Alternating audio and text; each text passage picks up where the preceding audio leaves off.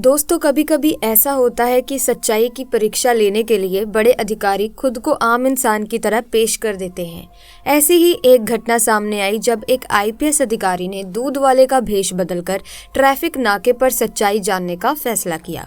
दरोगा जी जो वहां तैनात थे दूध वाले के भेष में आए आईपीएस अधिकारी को रोककर चालान की धमकी देने लगे और पैसे मांगने लगे, लेकिन उन्हें ये नहीं पता था कि सामने वाला कोई आम इंसान नहीं बल्कि वही अधिकारी है जिनके अधीन वे काम कर रहे हैं। आगे क्या हुआ, आईपीएस साहब ने इस पूरे मामले में क्या कदम उठाया और दरोगा की क्या हालत हुई, इस पूरी कहानी को जानने के लिए जुड़े रहिए हमारे साथ और इस वीडियो को पूरा ज़रूर देखें। अगर आपने अभी तक चैनल को सब्सक्राइब नहीं किया है तो जल्दी से चैनल को सब्सक्राइब करके बेल आइकन को प्रेस करें ताकि नए वीडियोस की अपडेट आपको मिलती रहे। तो दोस्तों, ये कहानी है उत्तर प्रदेश के रहने वाले दीपेश की।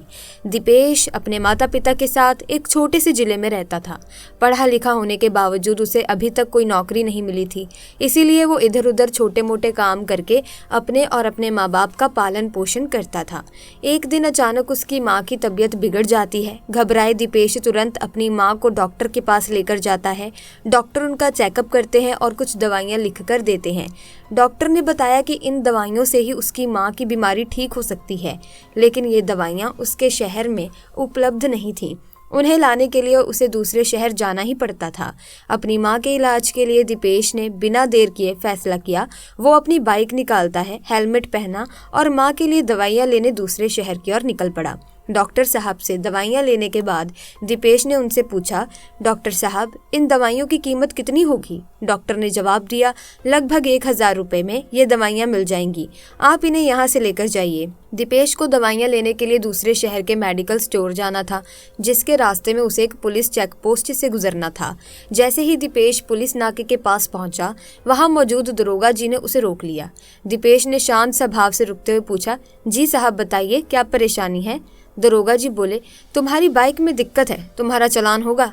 दीपेश ने बिना घबराए जवाब दिया, साहब मेरी गाड़ी में क्या दिक्कत है बताइए, क्योंकि दीपेश की बाइक के सारे कागज पूरे और सही थे। उसने हेलमेट भी पहन रखा था और सभी दस्तावेज अपडेट थे। इस वजह से उसे किसी भी प्रकार का डर या चिंता नहीं थी। उसके बाद दरोगा जी ने दीपेश से गाड़ी के कागज दिखाने को कहा। दीपेश ने तुरंत अपने गाड़ी के सभी दस्तावेज पेश कर दिए। पॉल्यूशन सर्टिफिकेट, आरसी इंश्योरेंस, सब कुछ उसके पास सही सलामत था। उसकी बाइक भी अच्छी कंडीशन में थी। जब दरोगा जी ने हेलमेट के बारे में पूछा तो दीपेश ने वो भी दिखा दिया। अब दरोगा जी के पास कोई ठोस वजह नहीं बची कि दीपेश से पैसे कैसे वसूले जाएं। दरअसल वे अक्सर वाहन चालकों से पैसे लेने के बाद ही उन्हें आगे बढ़ने देते थे। तभी उन्हें दीपेश की बाइक का नंबर दिखा और वो बोले, तुम्हारी बाइक का नंबर दूसरे शहर का है, तुम इसे यहाँ नहीं चला सकते। दीपेश जो पढ़ा लिखा और नियम कानून समझने वाला था, शांत लेकिन दृढ़ता से बोला, साहब ऐसा कैसे? मेरी बाइक का रजिस्ट्रेशन है और रजिस्ट्रेशन के बाद मैं इसे पूरे देश में कहीं भी चला सकता हूँ।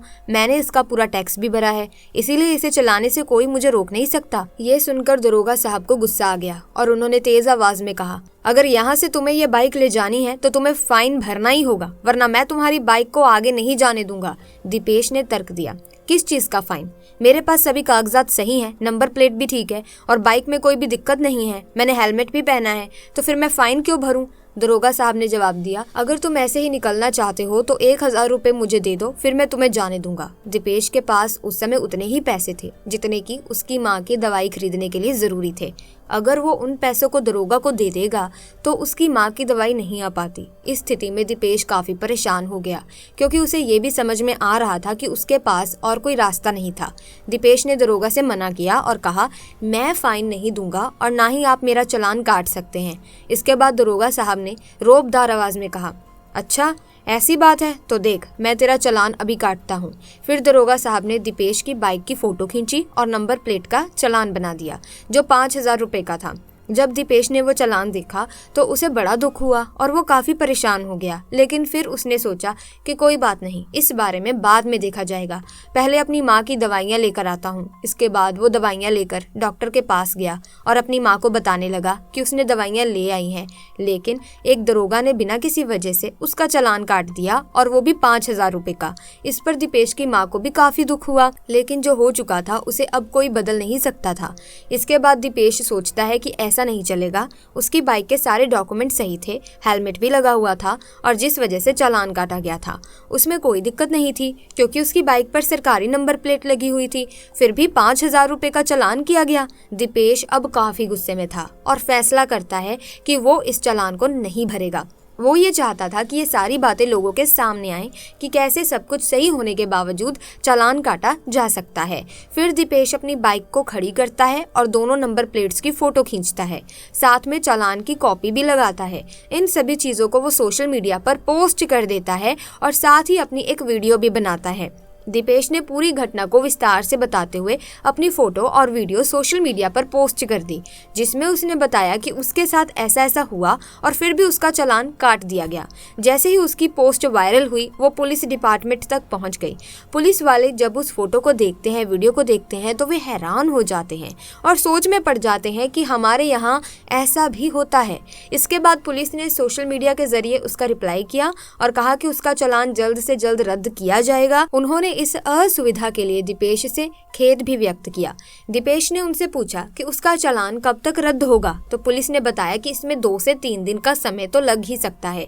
ये खबर धीरे धीरे ट्रैफिक पुलिस के एसपी और आईपीएस ऑफिसर तक भी पहुंच गई क्योंकि दीपेश ने अपनी वीडियो में सब कुछ ठीक से बताया था, जिसमें उस जगह का नाम और पूरा एड्रेस भी शामिल था। एसपी साहब और आईपीएस साहब को जब इस मामले के बारे में पता चला तो उन्हें काफी बुरा लगा क्योंकि वे दोनों बहुत ईमानदार अधिकारी थे। वे ऐसे लोगों से सख्त नफरत करते थे जो रिश्वत लेते हैं। इस खबर को सुनने के बाद वे इस मामले की गहराई तक जाना चाहते थे। उन्होंने सोचा कि अगर वे सीधे दरोगा के पास गए तो वो बातों को घुमा फिराकर बच निकलेगा। इसीलिए उन्होंने खुद इस मामले की जांच करने का फैसला किया। एसपी साहब ने दूध बेचने वाले का भेष अपनाया, बाइक ली और उस पर दूध का ड्रम रखकर एक पुराना सा हेलमेट पहनकर उसी नाके पर पहुंचे जिसके बारे में उन्हें खबर मिली थी। जब वे वहां पहुंचे तो एक कांस्टेबल ने उन्हें रोक लिया और थोड़ी देर के बाद वही दरोगा साहब वहां आए। दरोगा साहब बड़े रौब से दूध वाले के भेष में आए। आईपीएस साहब से कहने लगे, तुम्हारी बाइक तो बहुत पुरानी है, तुम्हारा चालान काटना होगा। इस पर आईपीएस साहब ने बड़े ही विनम्रता से कहा, मालिक, मैं बहुत ही गरीब आदमी हूँ, रोज कमाता हूँ, रोज खाता हूँ, मेरा चालान मत कीजिए। वैसे भी मेरे सारे डॉक्यूमेंट सही हैं और बाइक में कोई दिक्कत भी नहीं है। दरोगा साहब फिर कहते हैं, तुम्हारी बाइक बहुत पुरानी है। तो आईपीएस साहब ने कहा, कागज तो देख लीजिए। दरोगा साहब जवाब देते हैं, सब देख लिए हैं, सब ज्यादा पुराने हैं, 2-3 साल पुरानी बाइक है और अच्छे तरीके से वर्किंग में भी नहीं है। फिर दरोगा साहब ने हेलमेट पर नजर डाली और कहा, ये देखो तुम्हारा हेलमेट टूटा पड़ा है। इस पर आईपीएस साहब बड़े ही शांति से कहते हैं, साहब ये पुराना जरूर है लेकिन पूरी तरह से सुरक्षित है। आईपीएस साहब जो दूधिया के भेष में थे दरोगा की बातों पर गुस्से से भरे हुए थे, लेकिन उन्होंने खुद को कंट्रोल किया। वो दरोगा को रंगे हाथ पकड़ना चाहते थे ताकि उस पर उचित कार्रवाई की जा सके। जब दरोगा साहब अपनी चाबी निकालते हुए वहां से जाने लगे और कहते हैं कि यहाँ से निकलना है तो तुम्हें कुछ ना कुछ तो पैसे देने ही पड़ेंगे, तो आईपीएस साहब ने स्थिति को संभालते हुए आगे बढ़ने का फैसला लिया। कुछ दूर जाने के बाद हवलदार साहब जो उन्हें रोक चुके थे आईपीएस साहब के पास आए और कहा, अरे क्यों बड़े साहब से पंगा ले रहे हो, ऐसा करो 1,000 रुपए दे दो, मैं आपको जाने दूंगा, मैं उनसे रिक्वेस्ट कर लूंगा। फिर हवलदार ने दरोगा साहब को बुलाया और कहा, साहब कोई बात नहीं, ये गरीब आदमी है, इसे जाने दीजिए, 1,000 आपको दे देगा।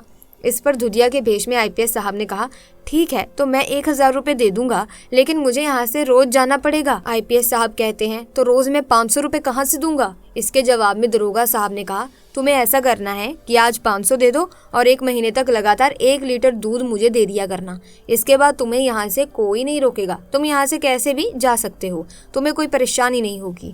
आईपीएस साहब ने विनम्रता से कहा, साहब दूध तो मैं नहीं दे सकता क्योंकि दूध तो मेरा नपा तोला रहता है। अगर मैं आपको दूध दे दूंगा तो मेरे ग्राहकों की पूर्ति नहीं हो पाएगी। इसके बाद दरोगा साहब हंसते हुए कहते हैं, कोई बात नहीं, तुम वैसे भी दूध में पानी तो मिलाते ही हो, कल से 1 लीटर और ज्यादा मिला लिया करना, हमारा भी काम चल जाएगा और तुम्हारा भी काम चल जाएगा। दरोगा साहब की ये बात सुनकर आईपीएस साहब का गुस्सा 7वें आसमान पर पहुंच गया। उन्होंने एक झटके में दरोगा साहब के गाल पर जोरदार चांटा जड़ दिया। अब जैसे ही पुलिस दल को ये खबर मिली कि एक दूध वाले के जरिए दरोगा को चांटा मारा गया तो सभी पुलिस वाले सख्ते में आ गए। तभी आईपीएस साहब अपना आई कार्ड निकालते हैं और उसे हवा में लहराते हुए कहते हैं, मैं यहाँ का आईपीएस अधिकारी हूँ और तुम लोग जो ये कर रहे हो उसकी करतूत सोशल मीडिया पर फैल रही है। मैं तुम्हारे खिलाफ कार्रवाई करने के लिए ही यहाँ पर आया हूँ। इसके बाद आईपीएस साहब उन सभी को धमकाते हैं और एकदम से सभी को सस्पेंड कर देते हैं। तभी उन लोगों पर उचित कार्रवाई की जाती है। अब जैसे ही ये खबर दीपेश को पता चलती है, वो अपनी माँ को बताता है और कहता है, माँ, पुलिस वाले सभी एक जैसे नहीं होते। जहाँ पर मेरे साथ ऐसा हुआ था वहाँ पर आईपीएस साहब ने आकर ऐसा किया। इस खबर को सुनने के बाद उनकी माँ कहती है, बेटा, बुराई का सर हमेशा नीचे होता है, जैसे कि आज आईपीएस साहब ने करके दिखाया। तो दोस्तों, ये थी कहानी एक ईमानदार आईपीएस साहब की, जो दूध वाले के भेष में एक ट्रैफिक नाके पर पहुंचते हैं और वहां पर जाकर दरोगा साहब को अच्छे तरीके से मजा चखाते हैं। जब एसपी साहब और आईपीएस साहब को पूरी सच्चाई पता चलती है कि दीपेश जैसे निडर लड़के ने अपनी बुद्धि का प्रयोग करके बिना पुलिस वालों से डरे अपने अधिकारों का उपयोग करते हुए लोगों को रिश्वतखोरों से बचाया, तो उन्हें इस बात का एहसास होता है कि इस तरह के ईमानदार और साहसी लोगों की समाज में कितनी जरूरत है। इसके बाद जब पुलिस वालों को ये भी पता चलता है कि दीपेश यूपीएससी और एसएससी की तैयारी कर रहा है, तो उन्होंने उसकी बहादुरी के लिए सरकार से सिफारिश की और उसे पुलिस फोर्स में भर्ती करवा दिया। आज के समय में दीपेश जैसे ईमानदार पुलिस ऑफिसर की नितांत आवश्यकता है, जो न केवल अपने कर्तव्यों को निभाए बल्कि दूसरों की भलाई भी कर सके। जब दीपेश की पुलिस विभाग में पोस्टिंग हुई तो उसके ऑफिस में उसका भव्य स्वागत किया गया। अपना पदभार संभालने से पहले ही उसे सभी सीनियर और जूनियर पुलिस कर्मियों द्वारा पुरस्कार से सम्मानित किया गया। इसके बाद जब सरकार को दीपेश की बहादुरी के बारे में पता चला तो उन्हें भी उनके साहसिक कार्य के लिए सम्मानित किया गया। दीपेश के रहते किसी भी पुलिस ऑफिसर की हिम्मत नहीं होती थी कि किसी से 1 रुपए की रिश्वत ले ली जाए या फिर किसी गरीब को मुफ्त में सताए। दीपेश के कारण आम जनता बहुत खुश थी और कानून व्यवस्था भी बेहतरीन हो चुकी थी। सभी लोग खुश थे।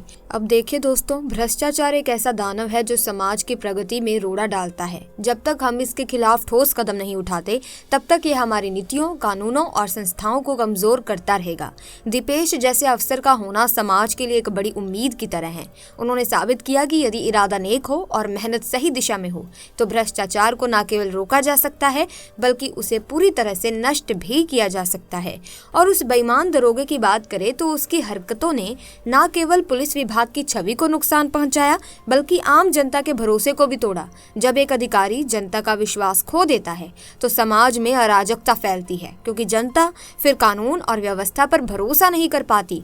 दीपेश जैसे अफसरों की मदद से हम न केवल भ्रष्टाचार के खिलाफ लड़ सकते हैं बल्कि समाज में एक नया आत्मविश्वास भी पैदा कर सकते हैं। ऐसे अफसरों का सम्मान होना चाहिए ताकि युवा पीढ़ी भी समझ सके कि ईमानदारी और नैतिकता का पालन करके वे अपने समाज में बदलाव ला सकते हैं। तो आप क्या सोचते हैं? क्या हम अपनी सरकार और प्रशासन से और भी ऐसे कदम उठाने की उम्मीद कर सकते हैं? क्या आपके विचार में हम कैसे भ्रष्टाचार को पूरी तरह से खत्म कर सकते हैं? आप अपने विचार कमेंट्स में जरूर बताएं। अब हम आपको एक और छोटे से गाँव की कहानी बताने वाले हैं जहां एक नया थाना प्रभारी आया था। उनका नाम था अर्पित। अर्पित एक ईमानदार और कड़ी मेहनत करने वाला पुलिस ऑफिसर था जो भ्रष्टाचार को जड़ से उखाड़ फेंकने का सपना लिए आया था। गांव में कुछ लोग पुलिस वालों को घूस देकर अपने काम निकलवाते थे और आम जनता इससे परेशान थी। एक दिन बुजुर्ग महिला थाने आई। उसके पास अपनी जमीन का विवाद था और उसे हल करने के लिए किसी पुलिस वाले से उसे मदद चाहिए थी। महिला ने बताया कि उसने कई बार घूस दी थी लेकिन उसका काम नहीं हुआ। वो बहुत परेशान थी। अर्पित ने बुजुर्ग महिला से बात की और फिर तुरंत कार्रवाई शुरू की। उसने आरोपियों के खिलाफ सख्त कदम उठाए और मामले को सुलझाया। अगले दिन जब महिला ने अर्पित को धन्यवाद कहा तो उसने कहा, मैं सिर्फ अपना काम कर रहा हूँ क्योंकि मेरी जिम्मेदारी है कि हर किसी को न्याय मिले। धीरे धीरे गांव में अर्पित की ईमानदारी और मेहनत की चर्चा होने लगी। लोग समझने लगे कि अगर सही तरीके से काम किया जाए तो समस्याओं का समाधान बिना घूस के भी हो सकता है। इसने गाँव के दूसरे पुलिस ऑफिसर्स को भी प्रेरित किया कि वे भी अपनी ईमानदारी बनाए रखें और जनता का विश्वास हासिल करें। ये छोटी सी कहानी ये सिखाती है कि एक व्यक्ति की ईमानदारी, मेहनत और सही नीयत से बड़े बदलाव लाए जा सकते हैं। सो दोस्तों, आज की वीडियो में बस इतना ही। मुझे उम्मीद है कि इस कहानी से, इस घटना से आपने बहुत कुछ सीखा होगा। अगर आपको ये वीडियो इन्फॉर्मेटिव लगी है तो आप इस वीडियो को लाइक करें, शेयर करें, चैनल को सब्सक्राइब करके बेल आइकन को प्रेस कीजिए ताकि नए वीडियोस की अपडेट आपको मिलती रहे। हम मिलेंगे जल्द ही, तब तक के लिए धन्यवाद।